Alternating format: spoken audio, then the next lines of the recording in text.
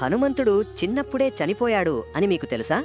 ఒకానొకప్పుడు కిష్కింధలో ఆంజనేయదేవికి శివపార్వతుల అంశతో ఆంజనేయుడు జన్మించాడు. ఒకరోజు ఆంజనేయుడు నిద్ర నుండి లేచి ఆకాశంలో మెరిసే ఒక పండును చూసి దాన్ని పట్టుకోవడానికి గాలిలోకి ఎగిరాడు.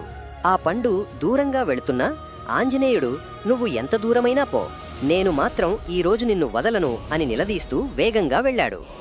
ఆంజనేయుడు భూలోకాన్ని కూడా దాటేసి సూర్యుణ్ణి మృంగడానికి నోరు తెరిచిన ఆ క్షణంలో అక్కడ ఉన్న దేవతలందరూ ఒక్కసారిగా నివ్వెరపోయారు.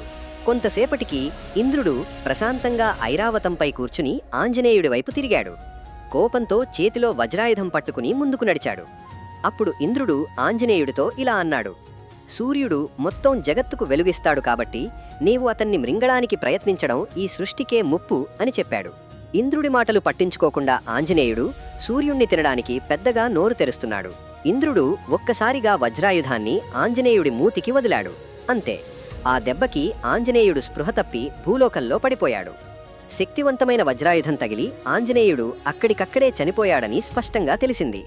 ఆ వార్త విన్న వాయుదేవుడు మందహాసం మాని దుఃఖంతో కొడుకు శవాన్ని ఎత్తుకున్నాడు. వాయుదేవుడు లోకమంతా గాలిని ఆపేశాడు.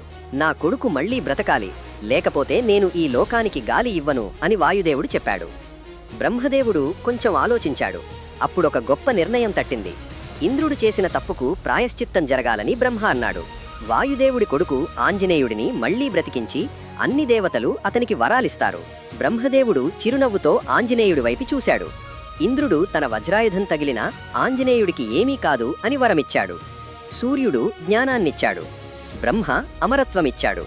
అంటే చిన్నప్పుడే చనిపోయిన ఆంజనేయుడు దేవతల వరాలతో మళ్లీ బ్రతికి అమరుడయ్యాడు. అందుకే నేటికీ ఆంజనేయుడు అమరుడుగా రామభక్తులకు సదా స్ఫూర్తిగా నిలుస్తున్నాడు. ఫ్రెండ్స్, ఈ కథ నచ్చితే జై బజరంగబలి అని కామెంట్ చేసి ఇతిహాస సంచారి ఛానల్కు సబ్స్క్రైబ్ చేయండి.